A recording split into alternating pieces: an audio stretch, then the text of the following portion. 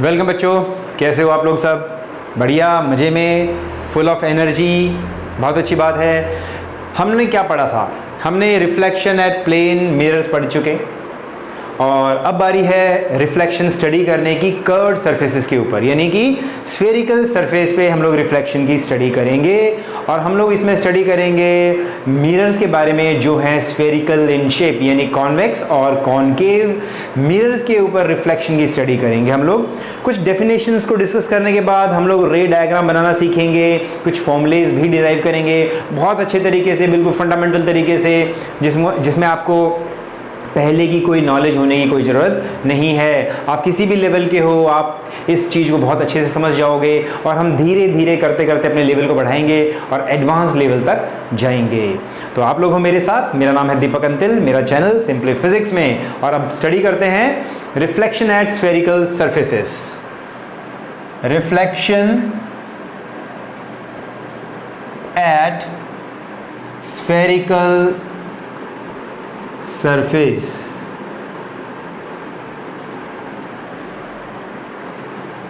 ठीक है, बहुत अच्छी बात।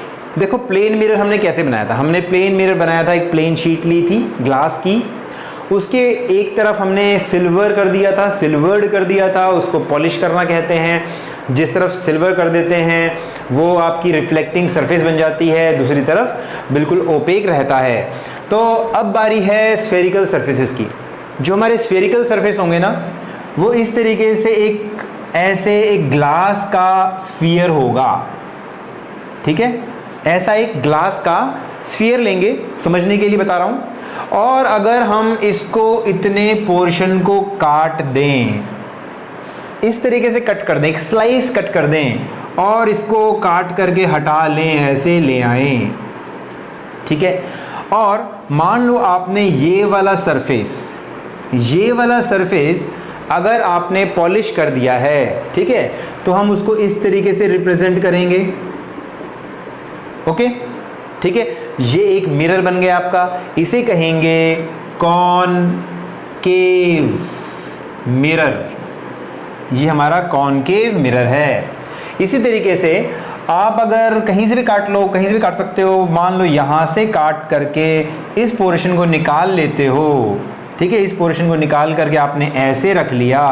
ओके, और अगर आप इसके एक सरफेस को सिल्वर कर देते हो, मान लो अंदर ये गहरे वाले सरफेस को आपने सिल्वर कर दिया, ताकि जो उभरा हुआ हिस्सा है, जो रेज्ड पोर्शन है आपका, वो रिफ्लेक्टिंग बने, तो इसे कहेंगे कॉन्वेक्स मिरर।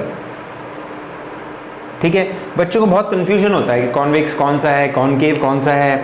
ठीक है, देखो ये कॉनकेव है। केव वाला वर्ड जो है एक हिंट है आपको याद करने के लिए कि जो मिरर अंदर धसा हुआ हो, केव गुफा अंदर की तरफ होती है ना, धसी हुई होती है, गुफा तो अंदर की साइड ही होती है, तो अंदर की साइड जो दबा हुआ होगा उसे हम कॉनकेव मिरर कहेंगे।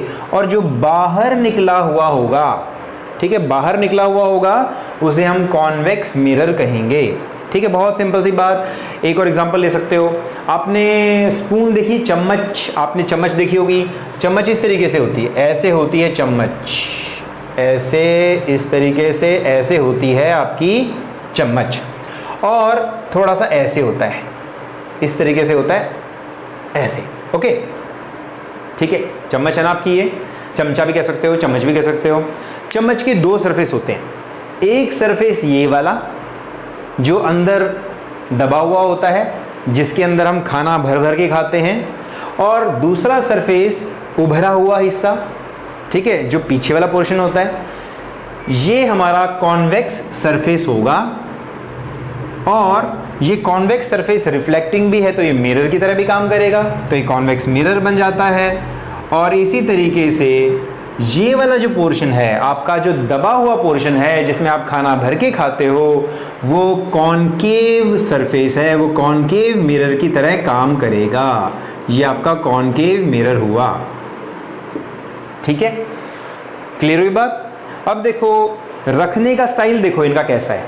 अगर इसी को मैं ऐसे रख देता, लेकिन मैं सिल्वर ऐसे करता, इस तरीके से करता, तो ये कॉनकेव होता और ये कॉन्वेक्स होता। तो रखने के स्टाइल पे मत जाओ, आपको ये देखना है कि आपका रिफ्लेक्टिंग सरफेस उभरा हुआ है या दबा हुआ है, ठीक है। और चम्मच जो है ना बहुत अच्छा एग्जांपल है इसको समझने के लिए, कॉन्वेक्स या कॉनकेव मिरर को कैसे देखते हैं, कैसे दिखता है। तो आप बहुत कॉमन सी चीज़ है, आप हमेशा इसको दिन में 3-4 बार तो उठाते ही होगे चम्मच को खाना खाने के लिए, है कि नहीं। तो इसमें आप देख सकते हो बड़े आराम से कि कॉन्वेक्स कौन सा है और कॉनकेव कौन सा है। बस ये याद रखना है कि केव वाला वर्ड आप समझ के रखो कि केव गुफा, अंदर दबा हुआ, ठीक है। तो ये हुआ हमारा इंट्रोडक्शन कॉन्वेक्स और कॉनकेव का, ठीक है। अब इससे जुड़ी हुई कुछ टर्म्स की हम बात करेंगे, इसके कुछ टेक्निकल नाम होंगे उनकी हम चर्चा करेंगे, ठीक है। अब देखो हमने ये जो मिरर्स बनाए हैं किसी स्फीयर में से काट करके बनाए हैं। ये ग्लास का स्फीयर है, ग्लास स्फीयर था, इसमें से हमने काट करके बनाया है इनको, ठीक है। और स्फीयर का कोई ना कोई सेंटर भी होगा, ठीक है।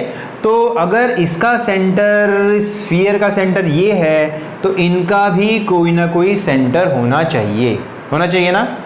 तो जैसा सेंटर इसका वैसा सेंटर इसका भी है। मैंने इसको काट के बाहर निकालिए तो इसका सेंटर इसके साथ से जा रहा है, ये इसका सेंटर हुआ, ठीक है। यानी इस सरफेस का ये सेंटर है, इस सरफेस का सेंटर भी यहाँ पर कहीं पर बनाया जाएगा, इधर कहीं पर बनाया जाएगा, ओके। ऐसा है तो इधर कहीं बनाया जाएगा, क्लियर। और इसका भी कहीं ना कहीं सेंटर इस तरफ ही होगा। इसको कहेंगे centre of curvature, centre of curvature, C. इसको हम लोग कैपिटल सी से डिनोट करेंगे। इसका भी, क्योंकि इसको काट के बाहर निकाला ना तो इसका सी इसके साथ शिफ्ट हो गया, इसको भी सेंटर ऑफ कर्वेचर कहेंगे। ये भी पूरा स्फीयर बन जाता है, इस तरीके से पूरा स्फीयर बन जाएगा, तो ये भी इसका सेंटर ऑफ कर्वेचर ही कहलाएगा। देखो मैंने ठीक बनाया ना, ये तो इसका भी ये सेंटर ऑफ कर्वेचर ही है। इसको भी अगर बनाओगे तो इसका भी सेंटर ऑफ कर्वेचर, यानी इसका सेंटर ये होगा, इसे हम कहते हैं सेंटर ऑफ कर्वेचर। बहुत इंपॉर्टेंट पॉइंट है जिसे याद रखना भी बहुत ईजी है। कर्वेचर, कर्वेचर की बात करते हैं। कर्वेचर मतलब होता है घुमाव, मोड़, ज्यादा कर्व, ज्यादा घुमाव, ठीक है। अब यहां ध्यान से देखो, एक एग्जांपल लेते हैं। कर्वेचर का मीनिंग हम लोग समझ रहे हैं कि कर्वेचर का मीनिंग क्या होता है, तो थोड़ा सा मिटा लेते हैं इसको कर्वेचर का मीनिंग समझने के लिए कि कर्वेचर का मीनिंग क्या है। ये तो हमें समझ में आ गया कि सेंटर ऑफ कर्वेचर है, क्योंकि हमने ग्लास स्फीयर लिया था, उस ग्लास स्फीयर का कोई ना कोई सेंटर होगा, उसको ही हमने सेंटर ऑफ कर्वेचर कहा था। लेकिन कर्वेचर का मतलब थोड़ा सा और समझते हैं। मान लो हमारे पास एक छोटा सा स्फीयर है, ये उसका सेंटर ऑफ कर्वेचर है। आप देख रहे हो ये वाला मिरर अगर हम छोटा सा पीस काटते भी हैं तो ये छोटा सा पीस इसका कर्वेचर ऐसा है, देख रहे हो, ज़्यादा मोड़ वाला है, ज़्यादा मुड़ाव है इसके अंदर। और अगर हम एक बड़ा सा स्फीयर लें, ऐसा बड़ा सा स्फीयर लेते हैं, ठीक है, मैंने सही बनाया ना, ये बड़ा सा स्फीयर लिया, ओके। अगर इसका ये सेंटर है सेंटर ऑफ कर्वेचर, हम सेंटर ऑफ कर्वेचर की बात कर रहे हैं, और अगर इसमें से छोटा सा पोर्शन आप काटते हो, देख रहे हो ये छोटा सा आपने पोर्शन काटा, या जितना छोटा पोर्शन ये उतना ही छोटा काटोगे तो इतना, देखो जितना छोटा ये है ना, जितना छोटा है उतना ही छोटा पीस अगर यहाँ काटोगे तो आप देख सकते हो कि ये तो एक बिल्कुल स्ट्रेट लाइन, स्ट्रेट प्लेन, यानी प्लेन की तरह ही नजर आ रहा है, देख रहे हो, ये तो एक प्लेन की तरह ही दिख रहा है, ठीक है, ये बिल्कुल ऑलमोस्ट प्लेन की तरह नजर आ रहा है। Looks like a plane, looks like a plane, और ये साफ साफ नजर आ रहा है, इसमें तो बहुत मोड़ है, इसमें तो बहुत मुड़ाव है, इसमें कर्वेचर बहुत ज्यादा है। हालांकि इसका रेडियस ऑफ कर्वेचर काफी छोटा है और इसका रेडियस ऑफ कर्वेचर काफी बड़ा है, समझ रहे हो।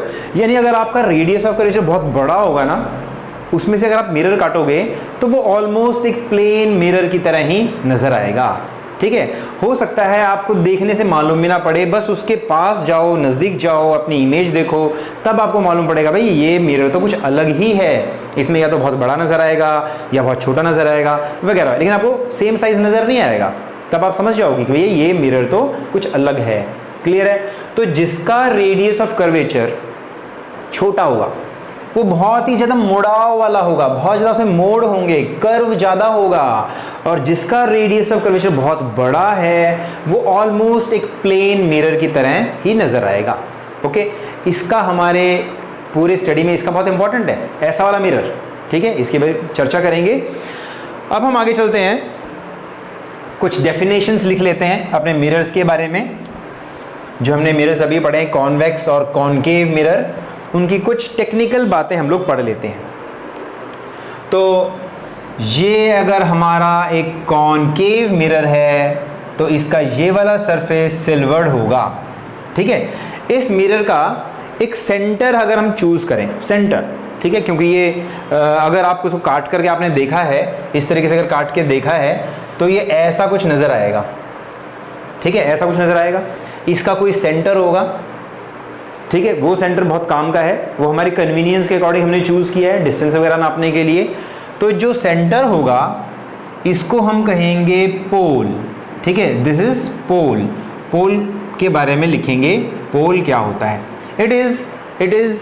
it is the center of the mirror, it is the center of the spherical mirror। तो लिख सकते हैं it is the center of, geometrical centre कह सकते हो, geometrical centre of a spherical mirror, इसे हम कहेंगे पोल। ओके, ये होगा हमारा पोल। दूसरा हमने पढ़ा था centre of curvature. Centre of curvature, centre of curvature की स्टडी की थी हम लोगों ने। सेंटर ऑफ कर्वेचर क्या था, क्योंकि हमारा जो हमने ये मिरर बनाया है किसी बड़े स्फीयर से काट करके बनाया है, तो उस स्फीयर का जो सेंटर है उसी को हम सेंटर ऑफ कर्वेचर कहेंगे। सो सेंटर ऑफ कर्वेचर को हम क्या कह सकते हैं, it is the center of the spherical surface from which it is the center of a spherical surface from which mirror has been created, जहां से mirror हमने क्रिएट किया है। ओके, ये हुआ सेंटर ऑफ कर्वेचर। तो इसको थोड़ा सा नीचे बना लेंगे और अगली जो बात हम लिखेंगे उसे कहेंगे प्रिंसिपल एक्सिस। ये है centre of curvature, it is denoted by C. फिर है प्रिंसिपल एक्सिस, प्रिंसिपल एक्सिस, देखो यहाँ पर प्रिंसिपल वाला वर्ड आता है, प्रिंसिपल एक्सिस।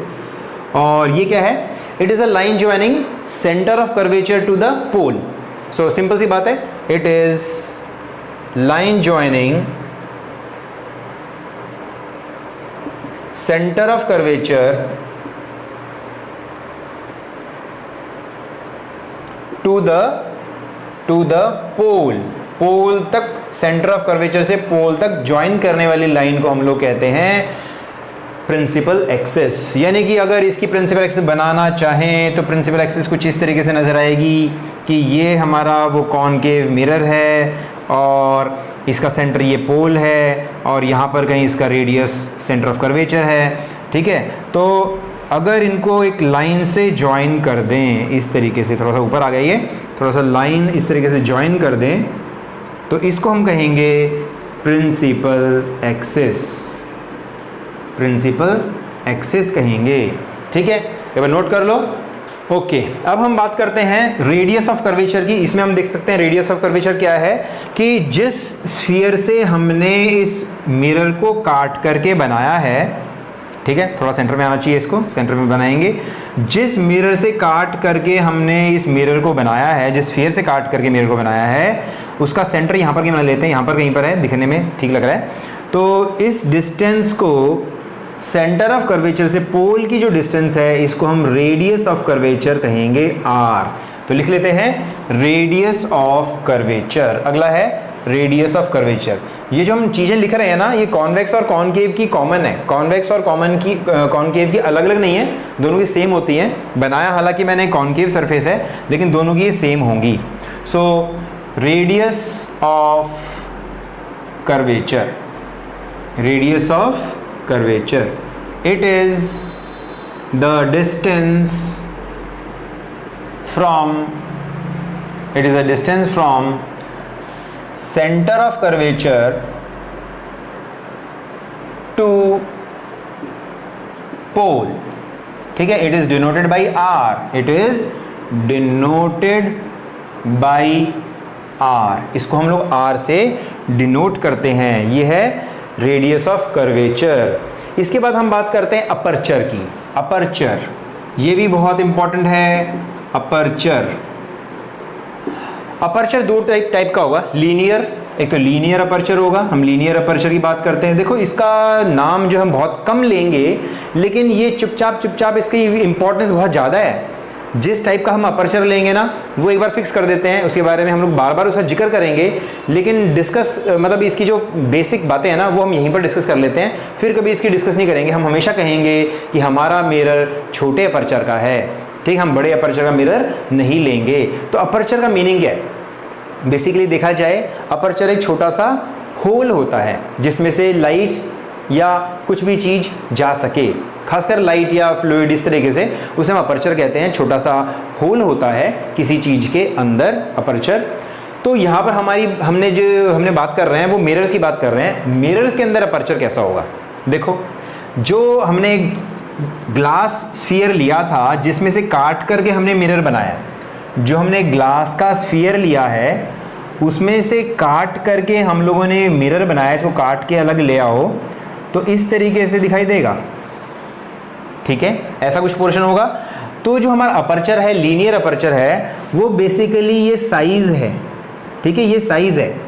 क्लियर? अगर थोड़ा सा बड़ा काटें तो ये ऐसे बड़ा अपर्चर का बनेगा, इसका अपर्चर बड़ा होगा, ठीक है। आधा काट दोगे तो वो इस तरीके का बनेगा, वो उसका अपर्चर थोड़ा सा और भी बड़ा होगा। और थोड़ा छोटा काटोगे, बिल्कुल छोटा सा पोर्शन बनेगा, थोड़ा सा ऐसे इस तरीके से, तो इसका अपर्चर छोटा होगा। तो इसका स्मॉल अपर्चर है, इसका वेरी लार्ज अपर्चर है। तो बेसिकली अपर्चर का मतलब क्या है कि जब हम छोटा सा पीस काटेंगे तो हमें ऐसा एक पोर्शन मिलेगा। तो बेसिकली हमारी जो लाइट है उसको एंटर करने का जो एरिया है ना, वो सिर्फ इतना सा ही है, इतना सा ही है। यहाँ पर इतना बड़ा एरिया है जिसमें से लाइट एंटर कर सकती है, यहाँ पर इतना बड़ा एरिया है इसमें से लाइट एंटर कर सकती है, यहाँ पर इतना बड़ा एरिया है जिसमें से लाइट एंटर कर सकती है। हमारे लिए जो इम्पोर्टेंट है वो है स्मॉल अपर्चर। बहुत छोटा अपर्चर हम लोग चूज करेंगे, इसका रीज़न है, इसकी हम लोग बात करेंगे। तो बेसिकली ये जो साइज है, डायमीटर, ठीक है, diameter of the mirror, diameter of the mirror, radius of curvature नहीं, diameter of the mirror is called linear aperture. It is, size कह सकते हो रफली, साइज और diameter of the spherical mirror, ठीक है। ये हुआ हमारा लीनियर अपर्चर। और कई बार हम एंगुलर अपर्चर की बात कर लेते हैं। मान लो आपने ये बनाई प्रिंसिपल एक्सिस, जिसके पोल में से हमने अपने मिरर को बनाया है, पोल में से पास हो रही है प्रिंसिपल एक्सिस, और ये हमारा मिरर है जिसको हमने काट के बनाया है और इस तरीके से कुछ बनाया हुआ है, ठीक है। ये हमारा सेंटर ऑफ कर्वेचर है। तो देख सकते हो ये जो एंगल बनेंगे ना, यहाँ पर ये जो एंगल बनाएगा, यहाँ पर जो एंगल बनाएगा, ये 3D में एक सॉलिड एंगल होगा, ये आपका एंगुलर अपर्चर होगा।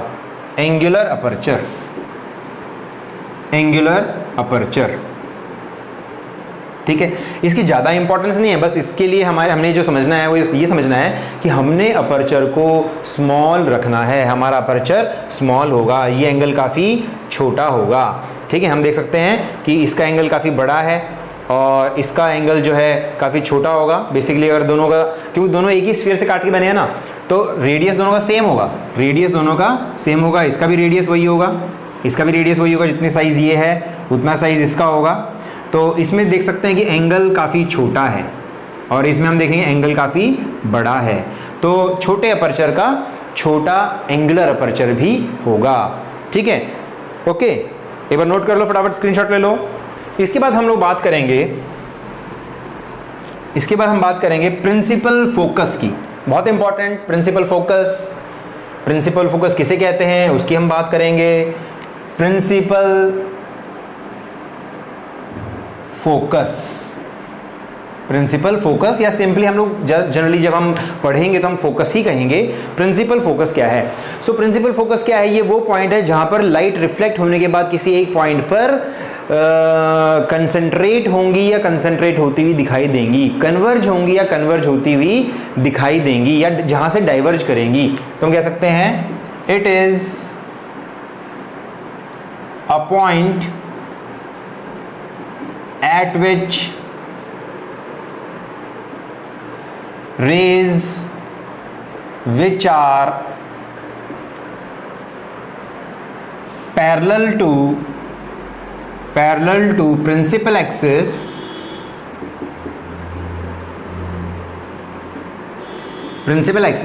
or small angle with principal axis, या small angle appear to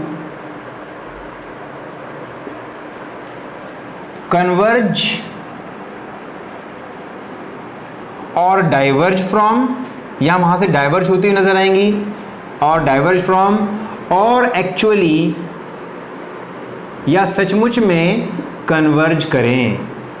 ठीक है, जहां पर कन्वर्ज हो या जहां से डाइवर्ज होती हुई नजर आए, ठीक है, या जहां पर कन्वर्ज होती हुई नजर आए, उसे हम लोग प्रिंसिपल फोकस कहेंगे। जैसे हमने अभी भी कॉनकेव मिरर लिया था ऐसे, और ये हमारी प्रिंसिपल एक्सिस है।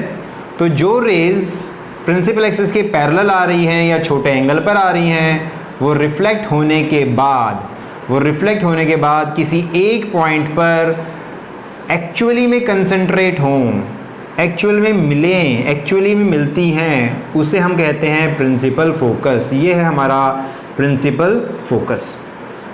ठीक है, ये तुम्हारा कॉनकेव मिरर था। और अगर आपका कॉन्वेक्स मिरर हो, इस तरीके से कॉन्वेक्स मिरर अगर हम ले लें ऐसे वाला, ओके, यहाँ से थोड़ा ऐसे बना लेते हैं इसको, क्योंकि हमारी लाइट उधर से हमें भेजनी है, ऐसे बना लेते हैं। तो ये हमारा कॉन्वेक्स मिरर है और ये हमारी प्रिंसिपल एक्सिस है।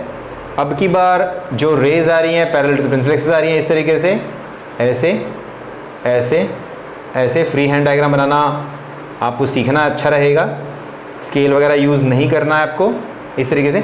तो ये एक्चुअली में हर पॉइंट पे रिफ्लेक्ट होंगी, law of reflection her point पे ओबे होगा। आपका यहाँ पर भी ओबे होगा, यहाँ पर भी। जिस एंगल पे आती हैं हम उस एंगल को डिसाइड करेंगे नॉर्मल के साथ। यहाँ नॉर्मल बनाओगे तो ये इस तरीके से रिफ्लेक्ट हो जाएंगी, यहाँ पे नॉर्मल बनाओगे, यहाँ पर नॉर्मल बनाओगे, इस तरीके से रिफ्लेक्ट हो जाएंगी। तो ऐसा लग रहा है जैसे किसी पॉइंट से ये निकल रही हैं, किसी पॉइंट से निकल करके आ रही हैं। यहाँ से ये भी ऐसे निकल के ऐसे चली जाएगी, यहाँ से ऐसे निकल के आती हुई नजर आएगी और यहाँ चली जाएगी, ये इसी रास्ते वापस चली जाएगी, और ये यहाँ से निकल के नजर आ रही आती हुई ऐसे, ये ऐसे। ठीक है, तो ये जो रेज है ना इस पॉइंट से निकलती हुई नजर आ रही है, appear to diverge from this point, यहाँ से डाइवर्ज होती नजर आ रही हैं। इसको भी हम लोग कहेंगे प्रिंसिपल फोकस। यहाँ पर ये भी है प्रिंसिपल फोकस, यहाँ पर सचमुच में कन्वर्ज कर रही हैं, यहाँ से डाइवर्ज होती हुई नजर आ रही हैं, या फिर एक कह सकते हो कि यहाँ पर ऐसा लग रहा है कि यहाँ पर ये कन्वर्ज हो जाएंगी, यहाँ से डाइवर्ज होती हुई नजर आ रही हैं। ऐसे पॉइंट को हम कहते हैं प्रिंसिपल फोकस। और ये जो डिस्टेंस होगी जिस पॉइंट पे लाइट कन्वर्ज करती है या जहाँ से डाइवर्ज होती हुई नजर आती है, पोल से वो जो डिस्टेंस है, पोल से फोकस की डिस्टेंस को हम लोग कहते हैं फोकल लेंथ। तो लिख सकते हो फोकल लेंथ क्या है?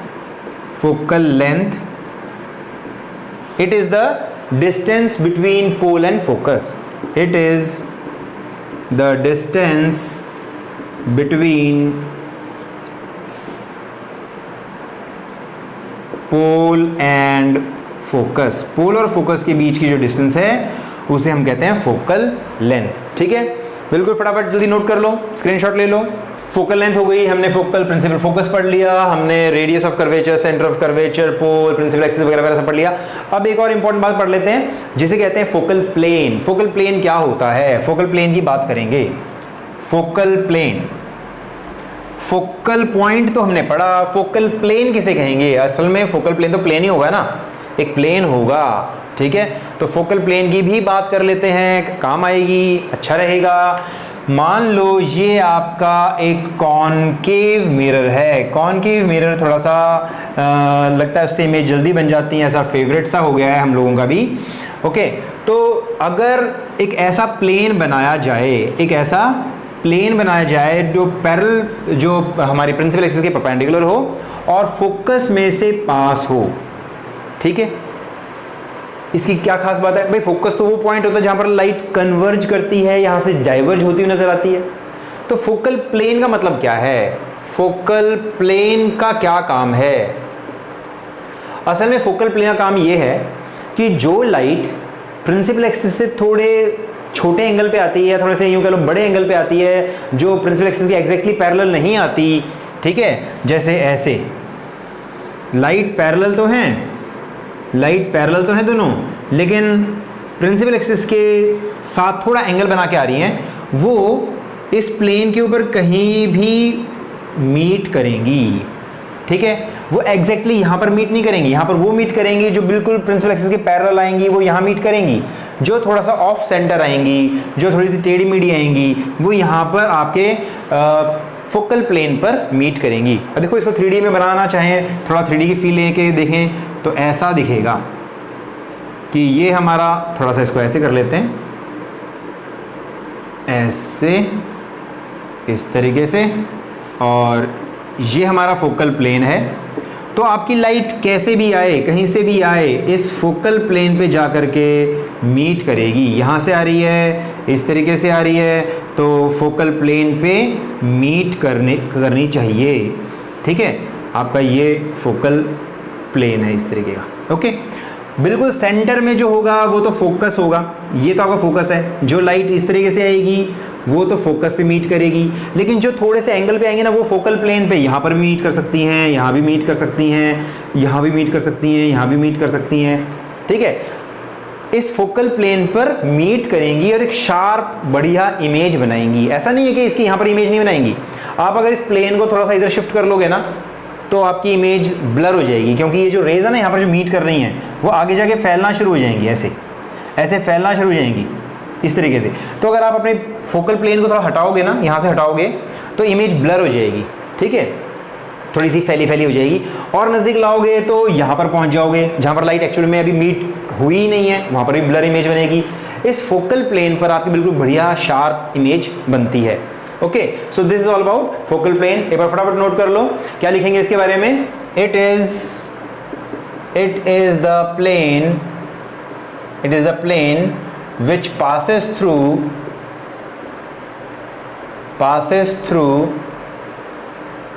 focus and is perpendicular to principal axis। जो प्रिंसिपल एक्सिस के परपेंडिकुलर है उसे हम कहते हैं फोकल प्लेन। फटाफट नोट कर डालो। ठीक है, बहुत बढ़िया, बहुत अच्छे। अब हम लोग बात करेंगे साइन कन्वेंशंस की।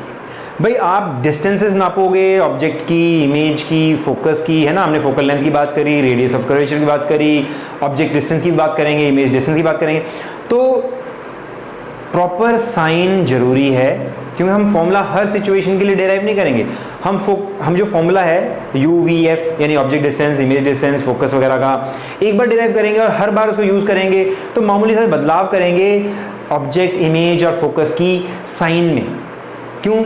ताकि वही फॉर्मूला सब सिचुएशन में काम आए। तो उसके लिए हमें कुछ कन्वेंशंस फॉलो करने हैं, कुछ नियम फॉलो करने हैं डिस्टेंसेस को नापते हुए, डिस्टेंस को नापते समय, जिसे हम कहते हैं कार्टेशियन साइन कन्वेंशंस।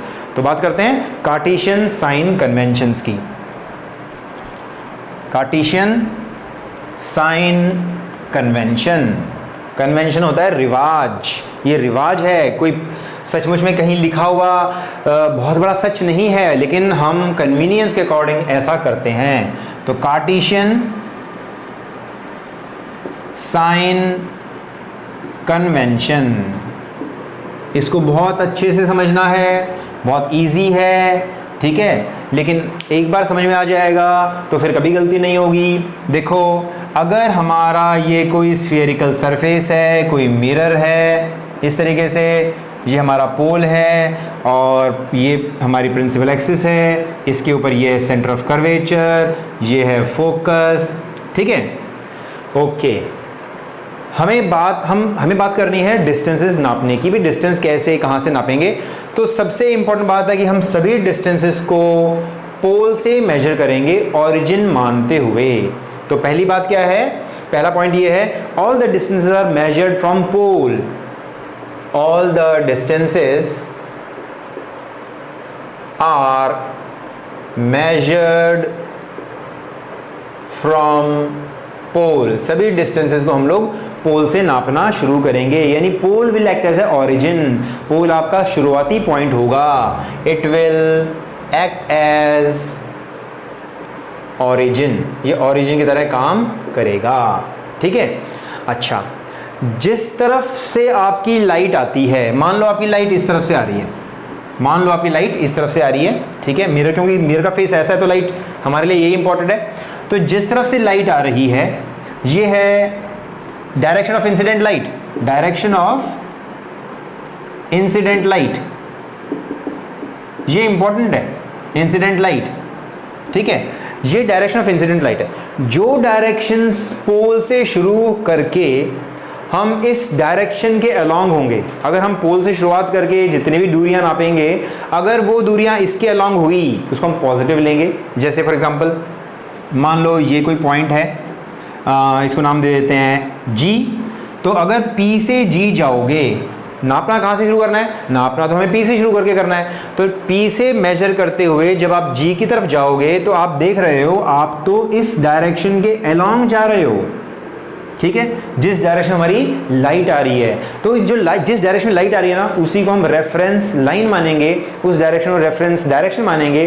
जो डायरेक्शंस नापते समय उसकी डायरेक्शन होंगी, उसको लेंगे positive.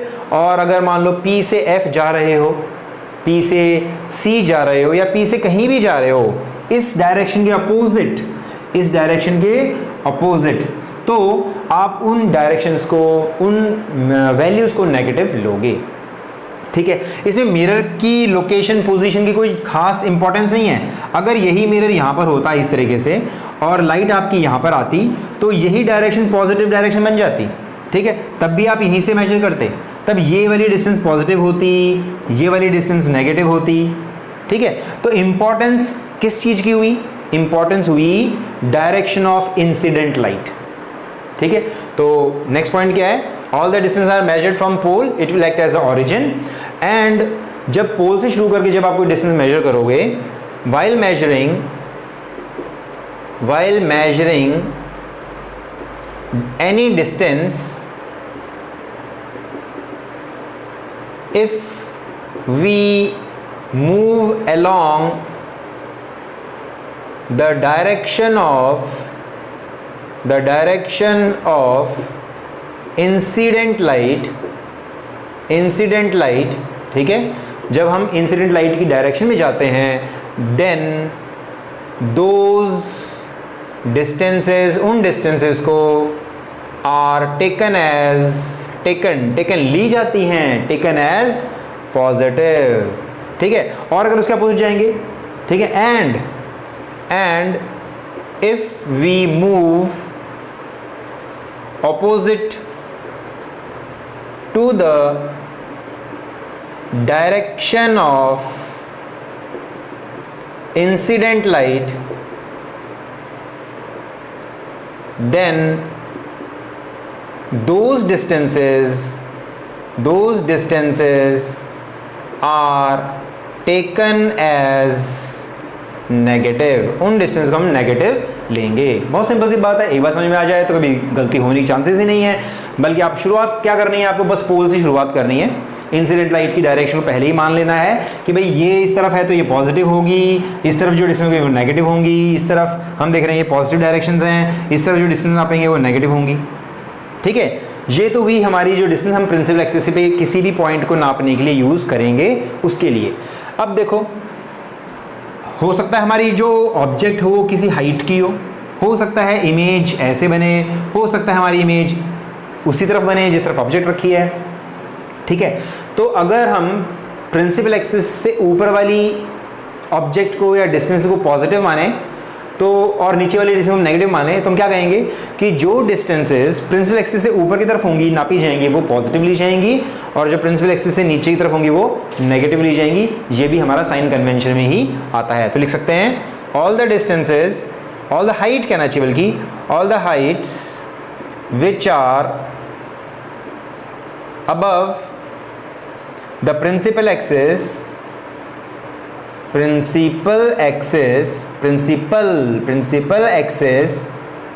are taken as positive and those below जो नीचे होंगी प्रिंसिपल एक्सिस के below the principal axis are taken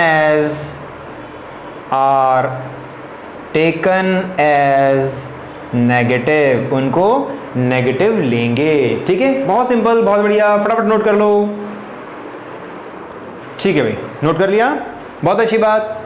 अब हम आगे चलते हैं और हम लोग रिलेशन निकालेंगे फोकल लेंथ और रेडियस ऑफ कर्वेचर के बीच। Relation between focal length and radius of curvature. Relation between focal length and radius of curvature. relation between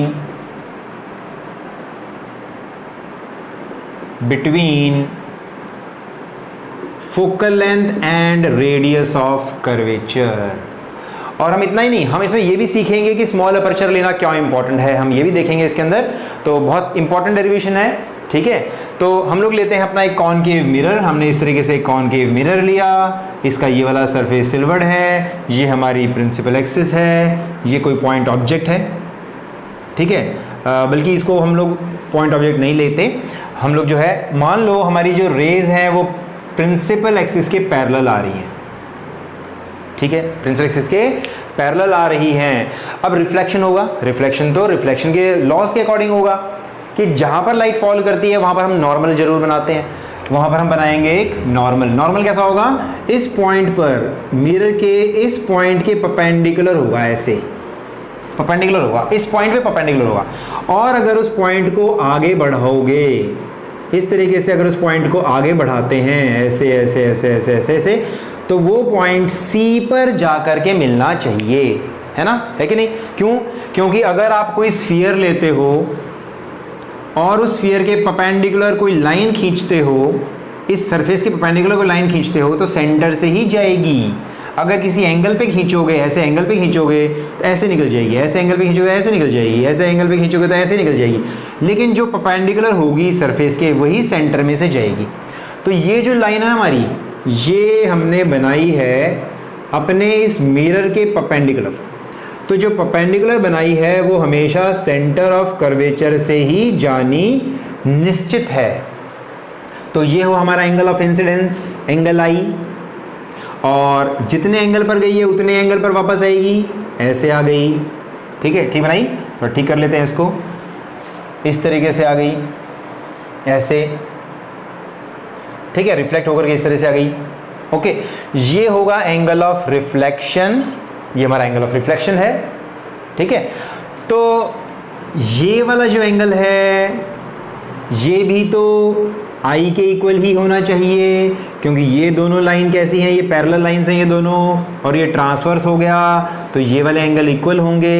ये दोनों तो हम पहले ही इक्वल प्रूव कर चुके हैं कि आई आर के इक्वल है, क्योंकि रिफ्लेक्शन का लॉ है। तो ये दोनों इक्वल हैं और ये हमारा एंगल आई है। ओके, फिलहाल अगर हम इसको थीटा नाम दे दें या कुछ भी और नाम दे दें तो थोड़ा सा आगे समझने में आसानी रहेगी। इसको एंगल हम थीटा नाम दे देते हैं, इस एंगल को भी अगर हम थीटा ही नाम दे तो कोई दिक्कत नहीं है।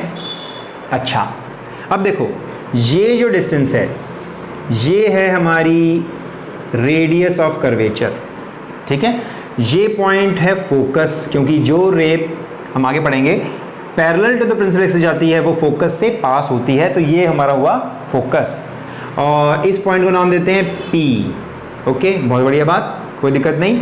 अच्छा, अब देखो ये एंगल थीटा, ये एंगल थीटा, ये वाला और ये वाली साइड, ये वाली साइड ये वाली साइड इक्वल होनी चाहिए, है कि नहीं, क्योंकि बेस एंगल्स इक्वल है। और यहाँ से अगर परपेंडिकुलर ड्रॉप कर दो, इसके ऊपर एक परपेंडिकुलर ड्रॉप कर दिया जाए तो क्योंकि ये हमारी जो पूरी डिस्टेंस है ना, ये वाली देखो, ये भी r है तो ये भी r है ना, क्योंकि हमारा स्फीयर है, ये हमारा स्फीयर है, ये भी रेडियस है तो ये भी रेडियस है, जैसे ये रेडियस है, ये रेडियस है, ये रेडियस है, ठीक है ऐसा। तो यहाँ से जिस स्फीयर के किसी भी पॉइंट पे टच करेंगे तो एक रेडियस ही होगा, तो ये हमारा रेडियस है। अगर ये हमारा पूरा रेडियस है तो ये रेडियस का हाफ होना चाहिए, क्योंकि ये एक आइसोसेलेस ट्रायंगल है और हमने परपेंडिकुलर ड्रॉप किया तो वो ठीक सामने वाली साइड को दो पार्ट्स में ब्रेक करेगा, तो ये r/2 हुआ।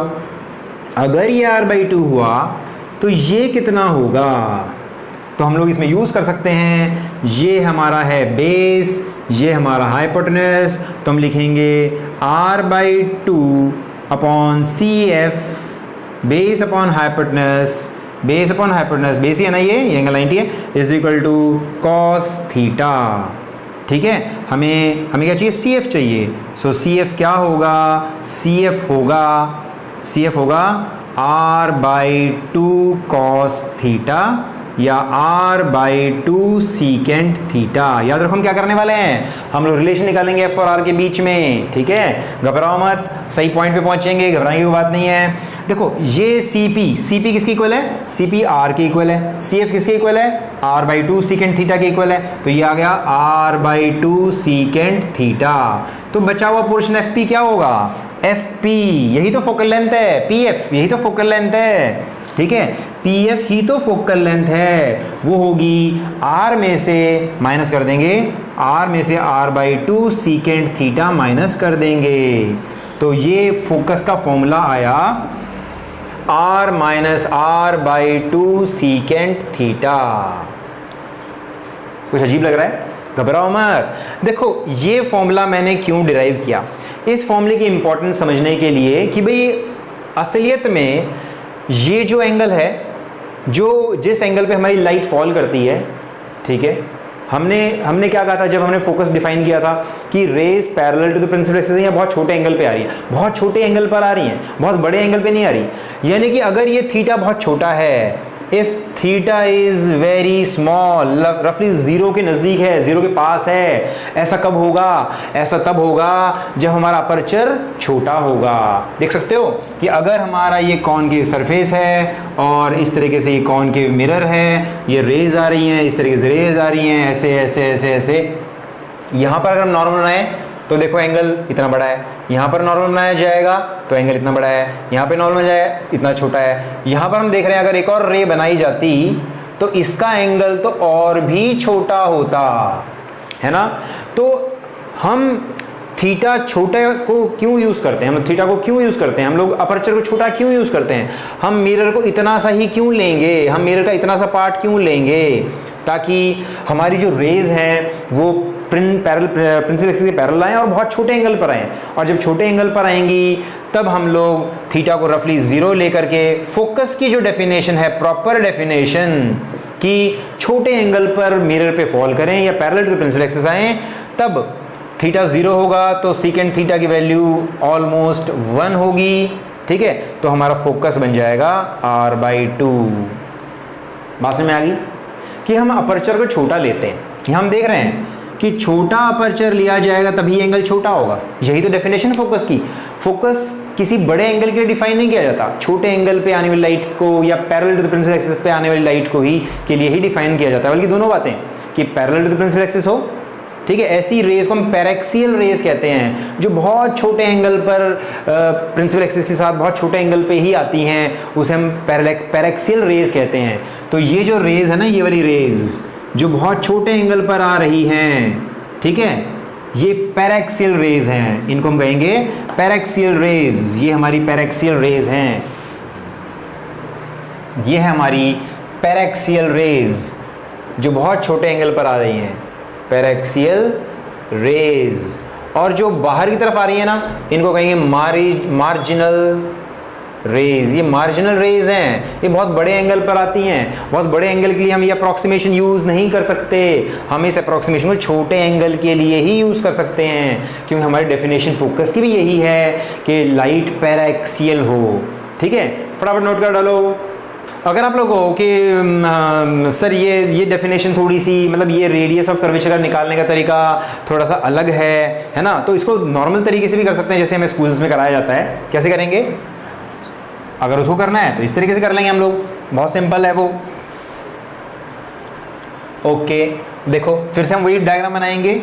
ये हमारा कॉनकेव मिरर है, ये वाला सरफेस सिल्वर्ड है, ये हमारी प्रिंसिपल एक्सिस हुई, ये हमारा पोल हुआ, यहाँ पर कहीं फोकस है, यहाँ पर सेंटर ऑफ कर्वेचर है, ये हमारी parallel to the principal axis rays आ रही है। यहाँ पे नॉर्मल बनाओगे तो नॉर्मल हमेशा सेंटर ऑफ कर्वेचर से पास होके जाएगा इस तरीके से।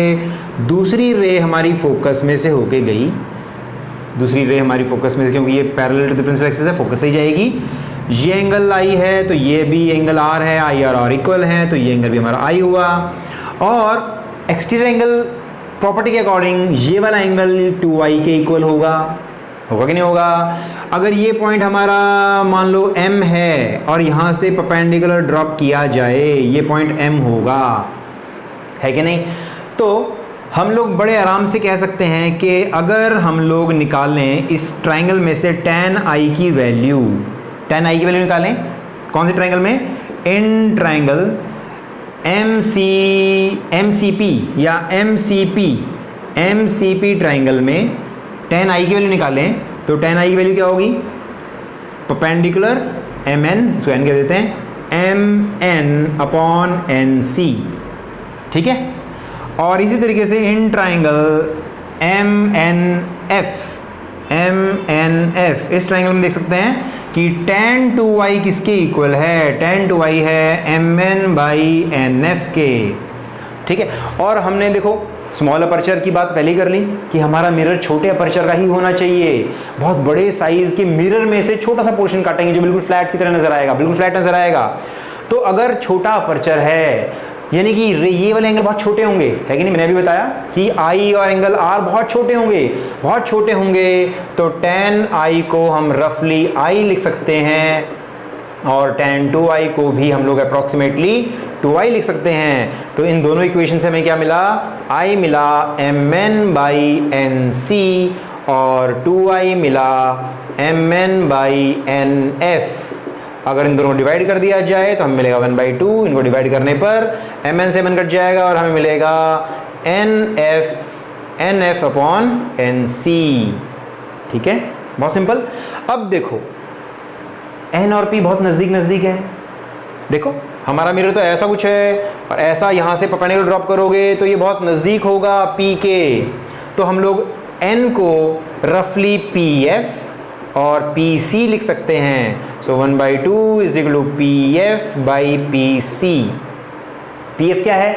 pf तो फोकल लेंथ है, माइनस f लिखने में कोई दिक्कत नहीं है क्योंकि हम इंसिडेंट रे के अपोजिट जा रहे हैं। और pc क्या है? pc r है, तो हम लिख सकते हैं 1/2 is equal to f by r, यानी f is equal to r by 2। वही बात आ गई ना, वही बात। लेकिन इसके लिए जो हमने अप्रोक्सीमेशन का कॉन्सेप्ट यूज किया ना वो वही है कि हमारा ये जो एंगल ऑफ इंसिडेंस है बहुत छोटा होना चाहिए, है कि नहीं? मैंने आप लोगों को बड़ा मिरर बना के दिखाया था, उसमें रेज अलग अलग एंगल पे आ रही हैं, तो जो पैरेलल एक्सिस के बहुत नजदीक है ना, प्रिंसिपल एक्सिस के बहुत नजदीक है, बहुत छोटे एंगल पर आती हैं। हमें वही कंसिडर करनी है, उसको कंसिडर करने के लिए हमारा अपर्चर छोटा होना चाहिए, ठीक है। छोटा अपर्चर होगा तो एंगल आई एंगल आर बहुत छोटे छोटे होंगे, तो हम एंगल आई बहुत छोटा होगा तो हम ये अप्रोक्सीमेशन यूज कर सकते हैं। क्लियर है? तो हमारे पास वही फॉर्मूला आ जाता है जो एक्चुअल में हमें कराया जाता है। सो ये थी relation between F and R, note कर लो फटाफट।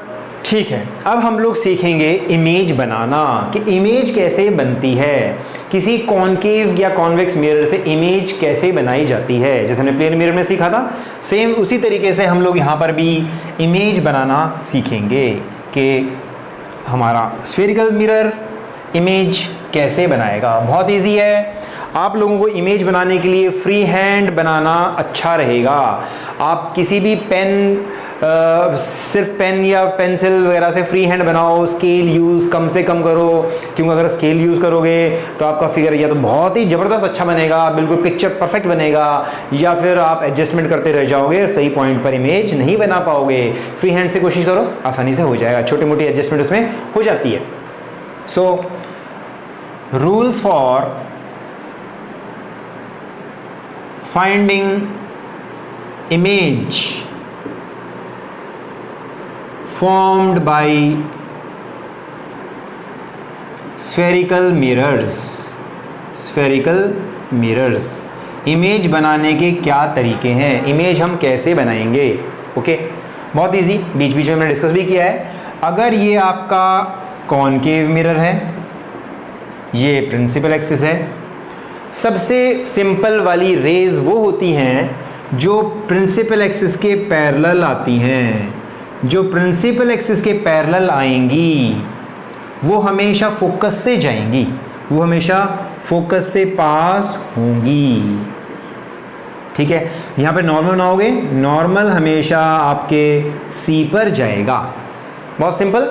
ठीक है, अगर आप कॉन्वेक्स मिरर ले लेते हो, अगर कॉन्वेक्स मिरर ले लोगे तो भी ऐसा ही होगा।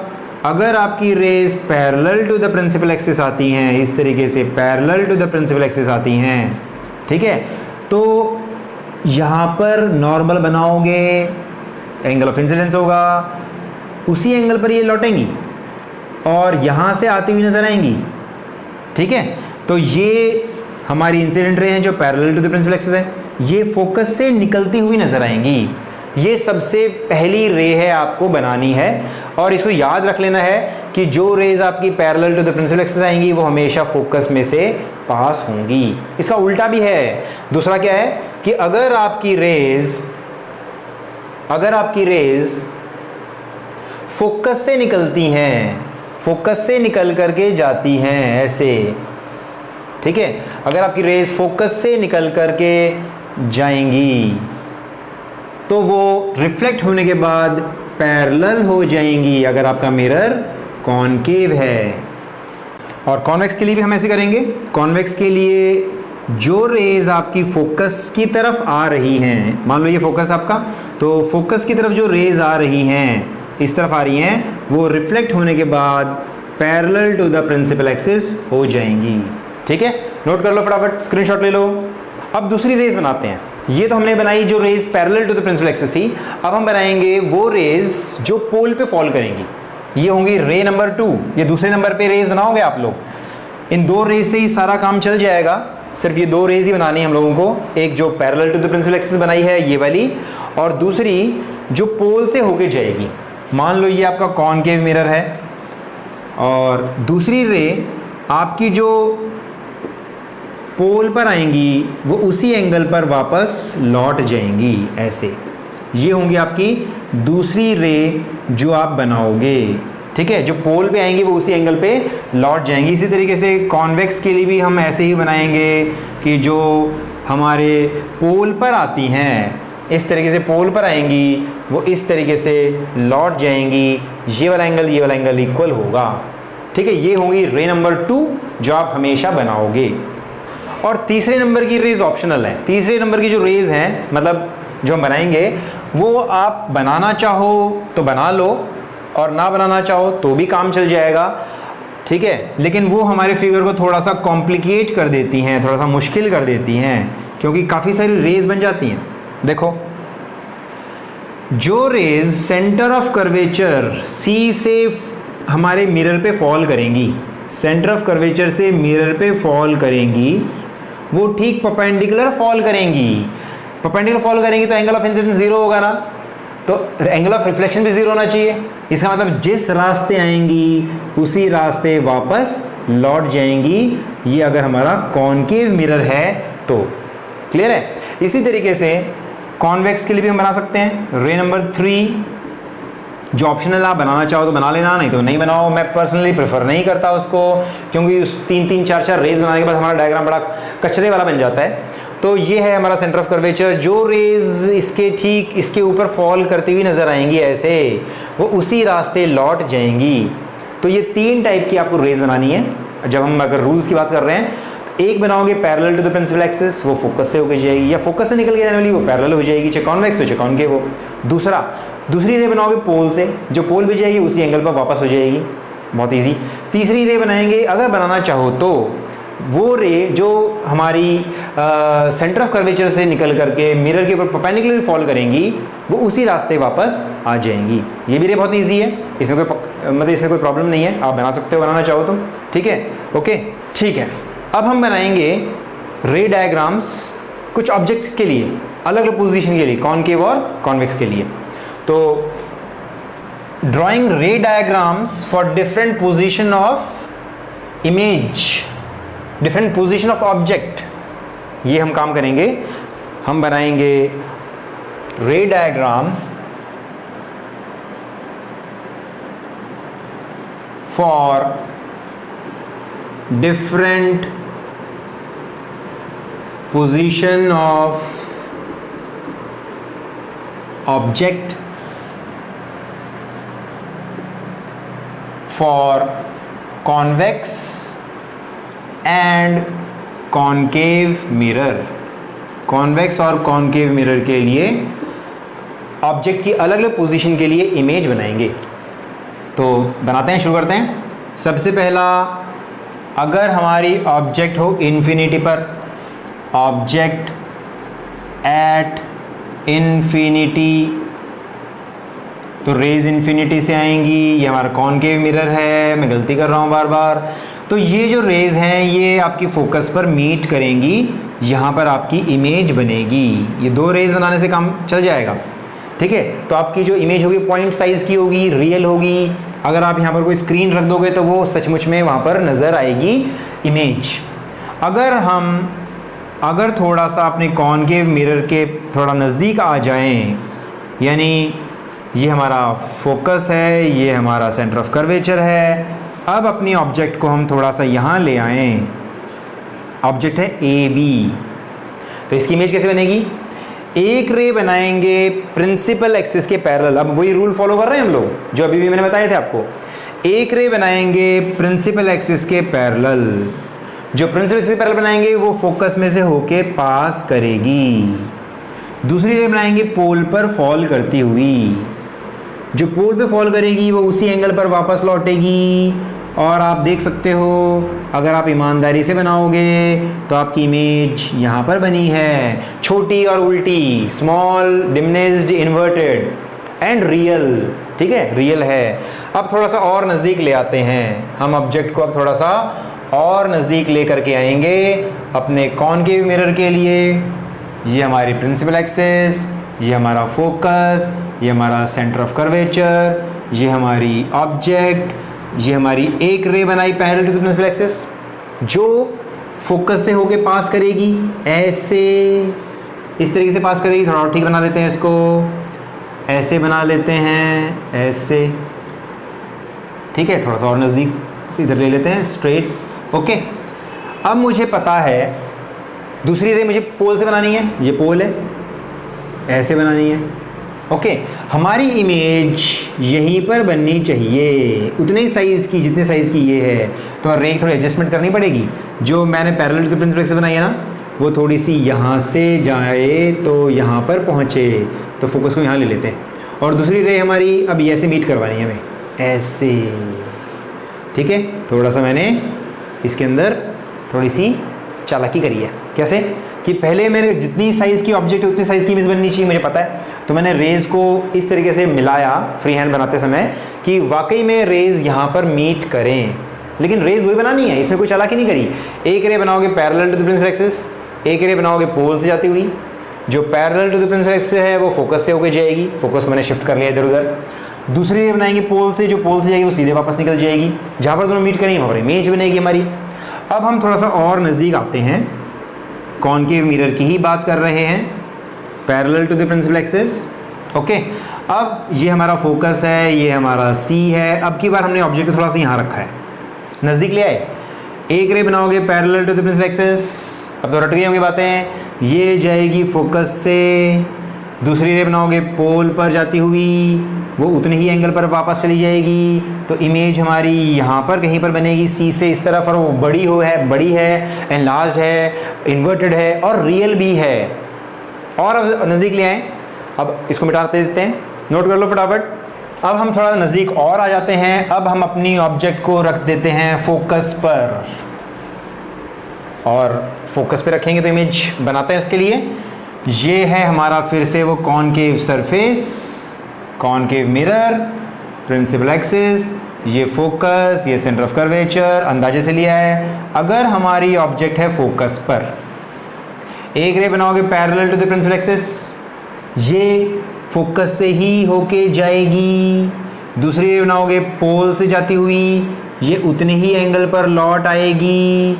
तो ये देख रहे हैं दोनों रेज पैरेलल हो गई, यानी इमेज बनेगी इन्फिनिटी पर। ठीक है, अब थोड़ा और नजदीक ले आते हैं। अब हम फोकस और पोल के बीच में रखेंगे अपनी ऑब्जेक्ट को। ये हमारा पोल है, ये हमारा फोकस है, ये हमारा सेंटर ऑफ कर्वेचर है। हमने अपनी ऑब्जेक्ट को यहाँ रखा है अब की बार, फोकस और पोल के बीच में। ये सबसे खास पोजीशन है, सबसे काम की भी है। एक रे बनाओगे parallel to the principal axis, बना ली, ये जानी चाहिए फोकस से, चली गई। दूसरी रे बनाओगे पोल से, ऐसे, तो ये उतने ही एंगल पर लौट आई। यहाँ पर कहीं पर मीट नहीं कर रही, मीट पीछे करती हुई नज़र आ रही हैं, यहाँ पर मीट करती हुई नज़र आ रही हैं। और यहाँ पर बनेगी हमारी एक बहुत बड़ी और इरेक्ट और वर्चुअल इमेज। ये जो इमेज बनी है ना, ये एक ऐसी इमेज है इस स्पेशल पोजीशन के लिए, जब हमारी ऑब्जेक्ट पोलर फोकस के बीच में है, उसके लिए, जो बहुत बड़ी है, इरेक्ट है, और जिसको हम स्क्रीन पे नहीं ले सकते। हम उसको देख तो सकते हैं लेकिन किसी स्क्रीन पर नहीं ले सकते। उसका फोटो भी खींच सकते हो लेकिन स्क्रीन पर नहीं आएगी। इससे पहले जितनी भी पोजीशन थी ना, ऑब्जेक्ट की पोजीशन जिसके लिए इमेज बनाई, वो सब रियल थी। उनके लिए सचमुच में वो बनेंगी, रियल मतलब है सचमुच में वो बन जाएंगी किसी चीज़ के ऊपर, किसी पर्दे के ऊपर, किसी स्क्रीन के ऊपर। ये नहीं बन पाएगी। लेकिन इस पोजीशन में आप लोग अगर खड़े होकर अपने आप को देखोगे तो आपका चेहरा बड़ा नज़र आएगा और सीधा नज़र आएगा। ये बड़ी काम की पोजीशन है जिसको हम आगे पढ़ेंगे कि डेंटिस्ट, मेकअप मिरर, है ना, इस ऐसे मिरर या पैराबोलिक मिरर रिफ्लेक्टिंग लाइट्स के लिए या फिर हेडलाइट्स के लिए ऐसे वाले मिरर को यूज़ करते हैं। बाद में देखेंगे इसे। नेक्स्ट है, अब कॉन्वेक्स का भी देख लेते हैं। कॉन्वेक्स के लिए हमें ज़्यादा कुछ नहीं करना। कॉन्वेक्स में एक ही टाइप की इमेज हमेशा बनती है, चाहे कहीं पर भी हमारी ऑब्जेक्ट रखी हो। तो ये हमारा कॉन्वेक्स मिरर है, ऐसा ऐसा ऐसा ऐसा ऐसा। ये प्रिंसिपल एक्सिस है, ऑब्जेक्ट यहाँ रखी है, सेम वही प्रिंसिपल। एक रे बनाओगे parallel to the principal axis. पहले फोकस बना लेते हैं। फोकस, ये हमारा फोकस है, ये यहाँ पर फोकस है। ये रे रिफ्लेक्ट होगी, ऐसा लगेगा जैसे फोकस से निकल करके लाइट जा रही है। ठीक है, ऐसे समझ गए। और दूसरी रे बनाएंगे पोल से जाती हुई, ऐसे। जो पोल से जाएगी वो उतने ही एंगल पे वो लौट आएगी, ये तो होना ही है। अब इस लाइट को अगर एक्सटेंड करो, इस रे को एक्सटेंड कर देते हो तो इमेज यहाँ बनेगी। ठीक है, क्लियर है। अब देख सकते हो कि अगर मैं ऑब्जेक्ट को थोड़ा और नज़दीक लाऊं तो ये रे तो फिर भी यही रहनी है। दूसरी रे बनाएंगे ऐसे, ये ऐसे लौट आनी है, इमेज यहाँ पर कहीं पर बनेगी। ठीक है, इसका मतलब ये है कि यहाँ से शुरू होते होते होते होते होते होते इमेज और नज़दीक आती जाएगी, बड़ी होती जाएगी, और ज़्यादा से ज़्यादा उतनी ही बड़ी बन सकती है जितनी ऑब्जेक्ट। ठीक है, तो कॉन्वेक्स मिरर कभी भी इसके अलावा इरेक्ट और डिमिनिश्ड और वर्चुअल इमेज के अलावा कोई और इमेज नहीं बनाएगा। इस इमेज को भी आप कभी भी स्क्रीन पर नहीं ले सकते। अगर आप इसके सामने स्क्रीन रख दो, आपने देखा होगा ऐसा मिरर आपके स्कूटर, बाइक्स, कार्स वगैरह में यूज़ होता है पीछे देखने के लिए। इसके सामने आप खड़े होकर चेहरा तो देख सकते हो, फोटो भी खींच सकते हो, लेकिन इससे रेज जो रिफ्लेक्ट होकर आ रही है ना, वो स्क्रीन पर इमेज नहीं बनाएंगी। ऐसी इमेज को हम वर्चुअल इमेज कहेंगे।